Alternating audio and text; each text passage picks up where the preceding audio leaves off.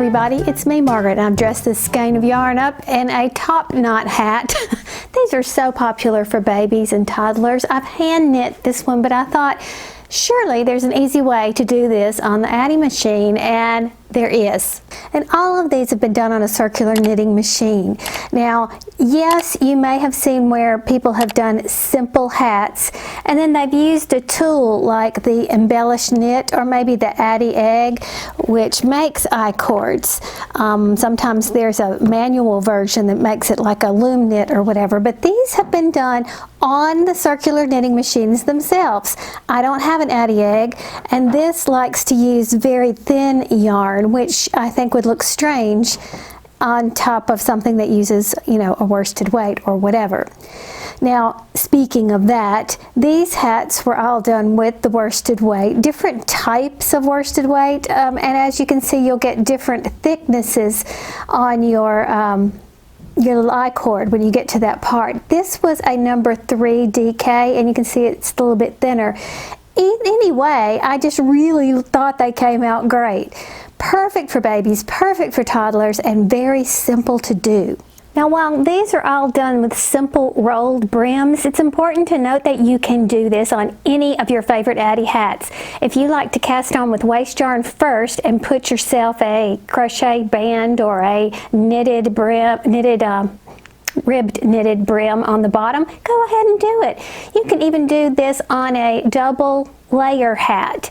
You would simply put your knot on only one of the ends. Very, very adaptable pattern. Now, once you get comfortable with the technique, you can get creative with it. Now, this pumpkin here was done with an Addi Fair Isle technique in order to get these zigzags up here by the stem. And don't forget that you can look up free patterns for things like the vine tendrils or maybe some leaves or something like that.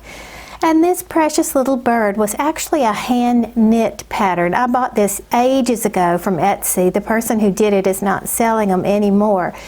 But you can find simple shapes that you can do. This one was hand knit.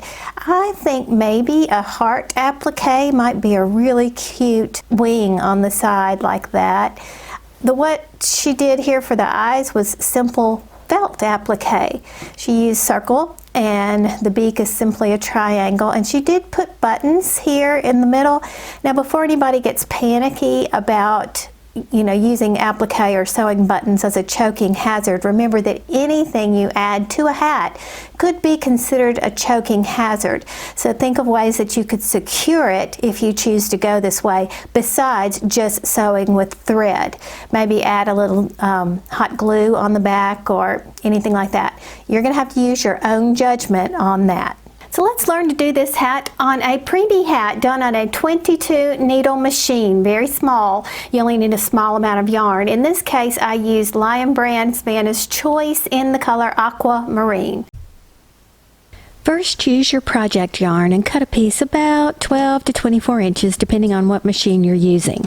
And then set that aside. We'll use it later for casting off. Now, I'm doing a simple rolled brim for this demo, so I'll cast on with my project yarn using the typical every other needle cast on, and then I'll go for the desired number of rows.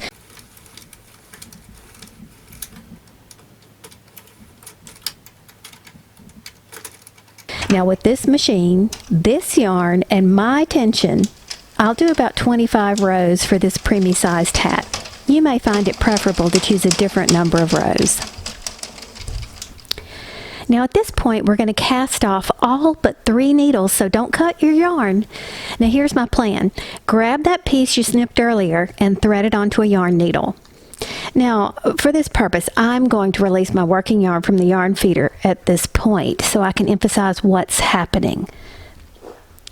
This last white needle will be the last one I cast off, so I'm making sure that I knit it. And the yarn on these 3 black needles I want to leave on the machine to make the I-cord. So I'll be making sure that they're knitted, and then I begin the cast off of all the white needles. Now, if you're using a different machine, your needles may or may not be color coded, so just be aware that you want 3 needles in a row left on the machine. Once you understand this concept, you won't have to remove the yarn from your yarn feeder until you're ready to begin your cast off at that first white needle.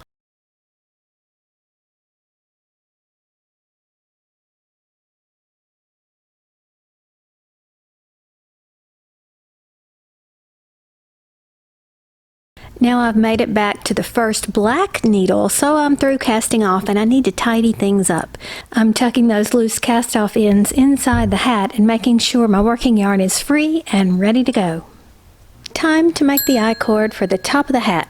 Now I find it easier to put my yarn in the back of my machine. Now if you've never done an I-cord before, no problem. It's incredibly simple. Basically, you knit those 3 needles.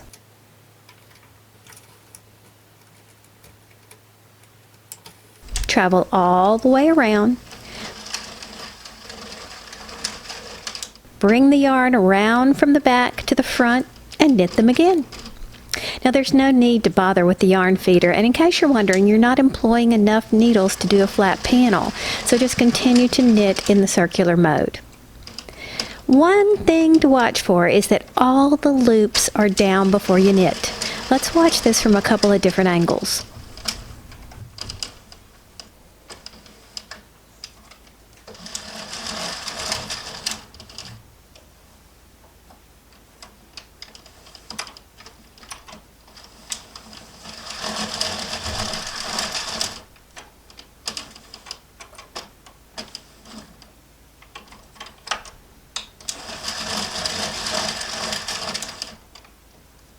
You'll probably notice that that first needle is usually not a problem, but if you find it starts to bunch up, then just give your project a tug. This will tighten up the I-cord and bring down that first loop. But that third needle always seems to need a little help making sure the yarn is pushed down. Your hat may do some twisting, so you'll want to fix it so you can check on your progress. Be sure to give it a tug every now and then to tighten the stitches and see how long it is. Now my best advice on length is to make it longer than you think you may need. Since we're making the I-cord last, it's very simple to shorten it later if you think it's too long. So I'm ready to cast off now. Just the simple pick up each stitch with the needle, cast off, and remove it from the machine.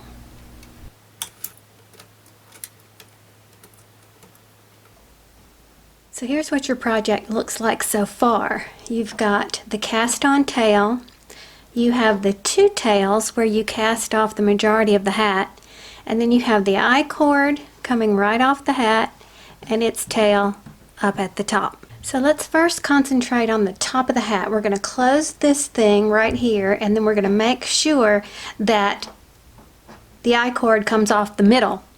See how it's on the side right here? We have to make it fall forward to get in the center of the hat. I'll show you how I do it. I'm sure there's a multitude of ways to get this job done, but this worked for me in my sample hat so far. Alright, thread one end, and I like to pull so I have just about that much here. Okay, flip it up.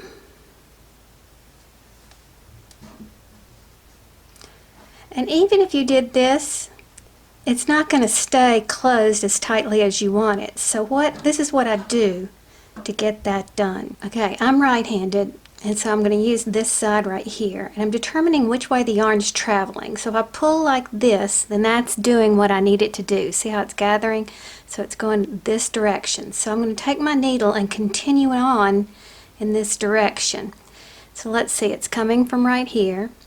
So I will kind of just pick up things like the next stitch possible, or at least what it appears to be, because this is all about appearances. I'm going to get 3 of these stitches because that's about half of my I-cord. 3 of these loops rather. I'm going to travel over here. This is where this one is coming out. See it? I'll pick up some of that, and then I'll follow along the track. That's not the right word. It's all the loops that are forming the tunnel for the drawstring. Okay, just pick up some of those. Now when I pull, it stays closed better. You see that? So just as if I were to finish off the top of a hat, I'm going to kind of travel along, the top of a normal hat, I should say. I'm going to kind of travel along in this fashion to hide my ends and secure this top knot. See, I like the way that's looking. Now, notice how the I-cord is not coming from the center of the hat, it's toward one end. So now I'm going to use this same yarn right here to pull it forward. So again, traveling along that little tunnel where the drawstring is, I'm going to travel over to the I-cord. Okay, now I'm going to pick up some of those stitches in the I-cord. Alright, so this is the base right here. So I'll grab, I don't know, half the I-cord is what I'm kind of doing. See, like that? And again, there's no rules in this. You do whatever you have to do to make it travel over towards the middle. Okay, and now I'm pulling it on around again. And when I pull tight, look what happens. It's coming closer to the middle. Do you see that? So now I'm going to do it again. I'm going to travel around a little bit more, and this time I'm going to go up a little bit higher to the next row of stitches in that I-cord, see? We're going to really kind of make it bend forward.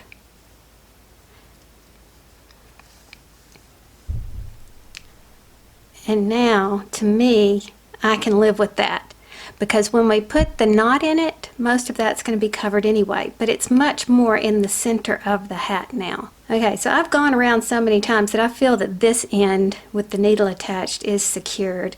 So I'm going to stick it right through the middle, pull it in like that, and then finish off however I might if this were a regular hat. And for me, I'll put a tiny little knot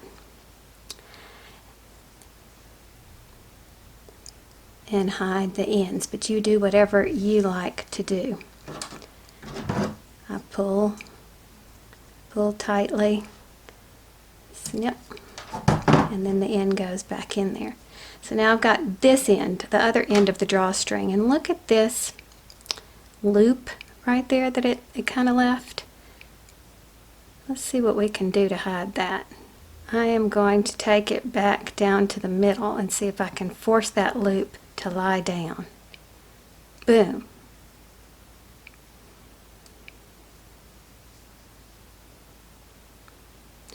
And kind of do some sort of securing method back here, and then of course trim this off. Now let's tie a knot, see how long. We might want to get rid of some of these stitches. So let's go ahead and tie our knot. Put it down a little bit so that it's kind of sitting more in the middle. How does that look from the top? Pretty good, huh? Alright, what do you think about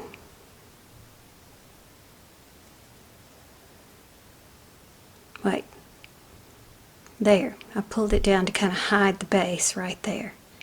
I like that. Okay, what do you think about the length of this? What do you think about the length of the top knot? I would like it to be a touch shorter. So in order to do that, I'm going to release these cast off ends to make live stitches.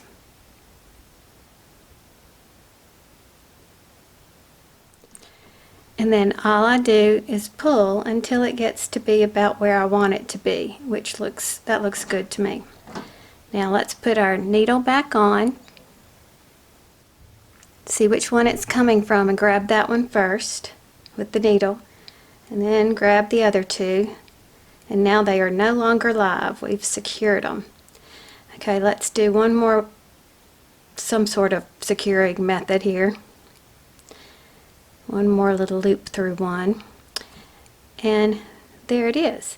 So now all you have to do is travel the needle down the middle into the hat. Pull it through. Oops. Get that loose end off. Make sure this looks the way we want. I pulled too tight, so now I got to make it stand back up. And now this looks a little bit more like the way I wanted it. It's not too long, sticking off the top. However, I want to show you something that I did wrong. Okay, look, when I was putting it back through, I accidentally came out of the side. Do you see how that looks? Don't want that. So pull it right back through and fix it. So see, this is very little can go wrong with this because everything is easy to fix. So stick it right back inside the I-cord. The goal here is to hide that. Perfect. And now we can trim the inside, and I would go back and hide these ends just because I like to do that. But we're saving time here on this tutorial, and so the only other thing you need to do is hide this. Now, what I've always noticed about regular cast-on edges, when you don't do waste yarn first, you see how loose and wavy the cast-on edge is? We want this to remain stretchy because this is the part that goes over the child's head, but I don't want it to be quite so wavy. So I'll put my hand in there and kind of just pull everything around and distribute my edge, my stitches around that drawstring a little bit more evenly, and still make sure I've got some stretch. You can always pull it back through and make it bigger if you need to. And once you like what it looks like, you then can sew in this end, which just weave it through these little edges right here, which is simple enough. And to sew in these ends, again, you can do it any way you want. I just kind of like to hide it, you know, stick it right back through the tunnel that makes the drawstring, so to speak.